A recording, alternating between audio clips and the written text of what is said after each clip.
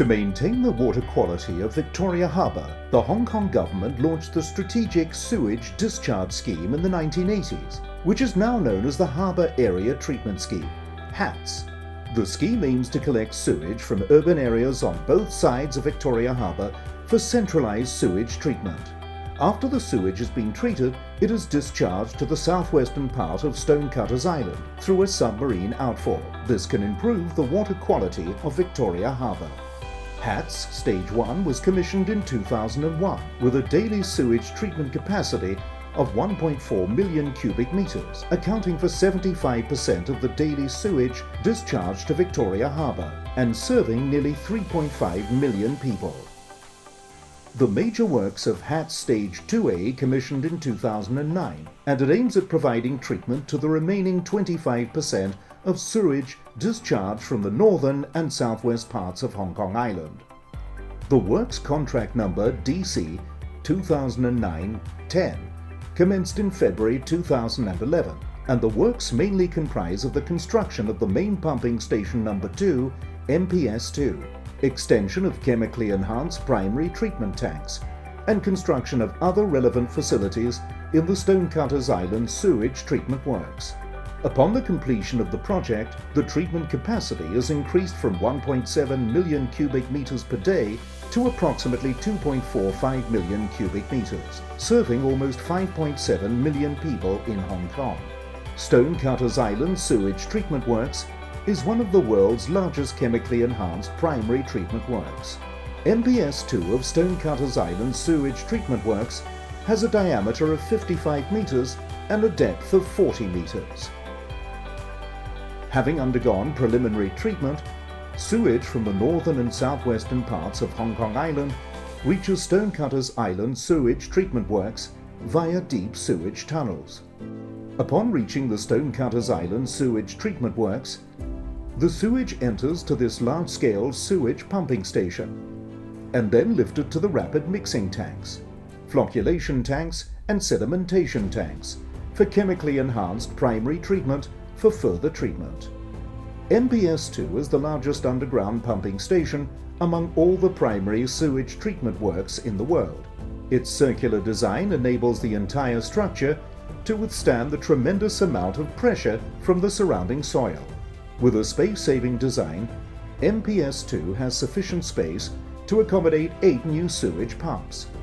Within MPS2, there are 2 gigantic wet wells, which are 42 metres by 6.5 metres, located along the central axis. The sewage pumps are located on both sides of the wet wells. Hence, the construction of the diaphragm wall of the MPS2 could be carried out during the design phase of the pumping station, and hence shortening the time needed for the construction of the MPS2. 8 large sewage pumps were installed in MPS2, and each pump can lift 4 cubic metres of sewage per second. The 8 pumps can fill a standard swimming pool in approximately 1 minute. These sewage pumps were designed and manufactured in Japan and had undergone a series of tests in the manufacturing plant. After the sewage pumps had arrived Stonecutters Island Sewage Treatment Works, they were installed under the close supervision of engineering team, and all relevant testing and commissioning procedures had been completed before they were officially put into service to ensure the efficiency of the sewage pumps. The interconnection tunnel, with a length of 236 metres and a diameter of 3.9 metres, connects the main pumping station number 1, MPS1 and MPS2. The design of the interconnection tunnel can divert the sewage and increases the flexibility in dealing with various sewage flow rates.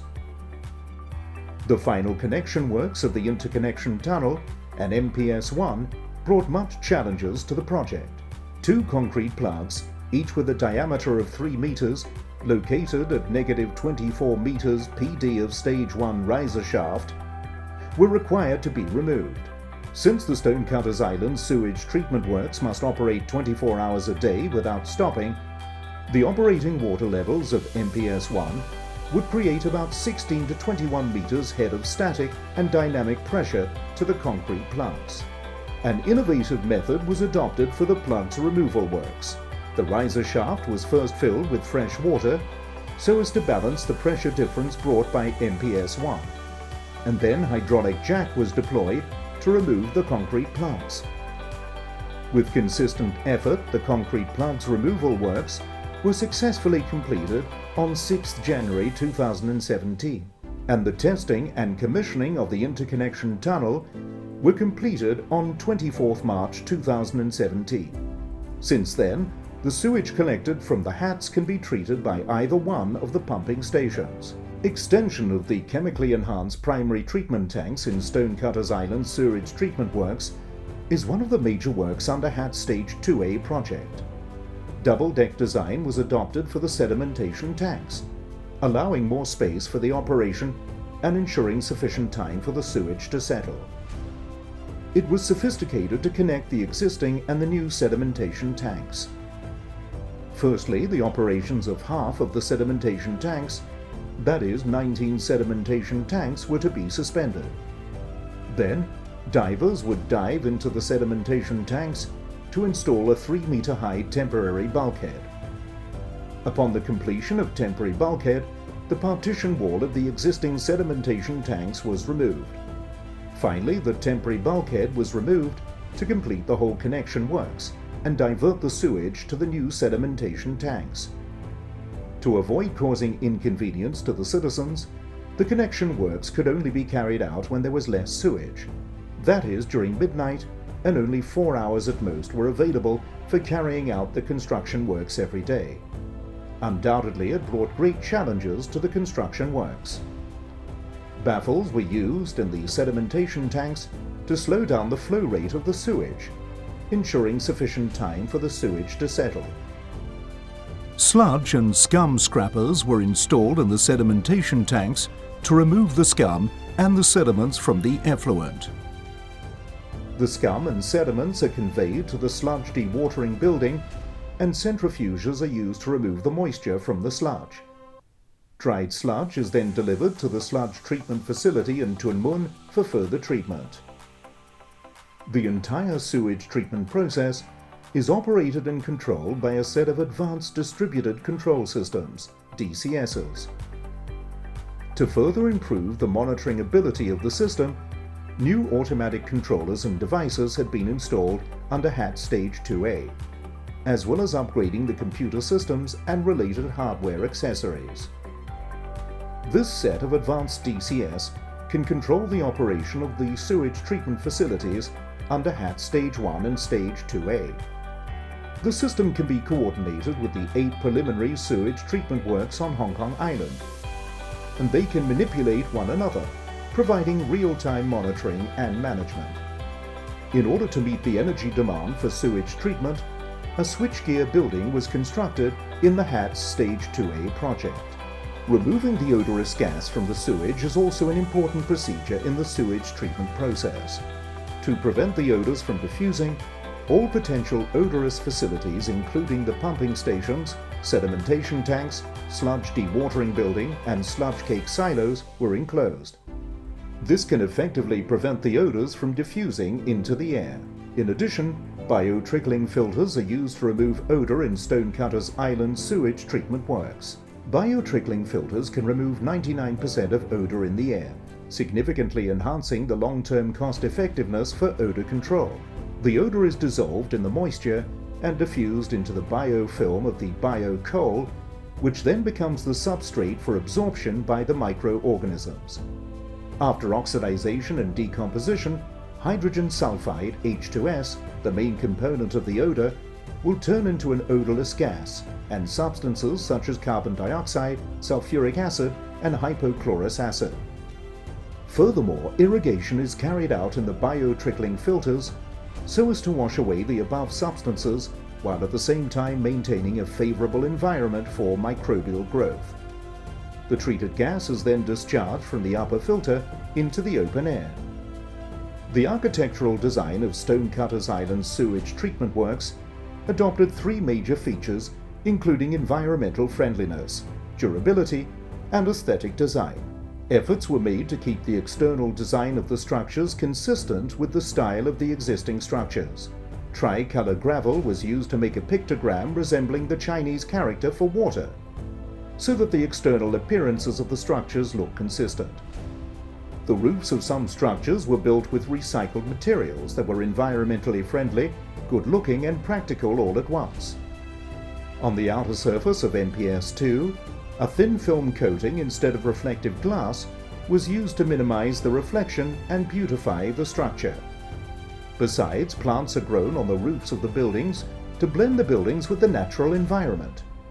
The roof of the buildings was constructed with recycled materials. It is not only environmentally friendly, but also beautiful and practical.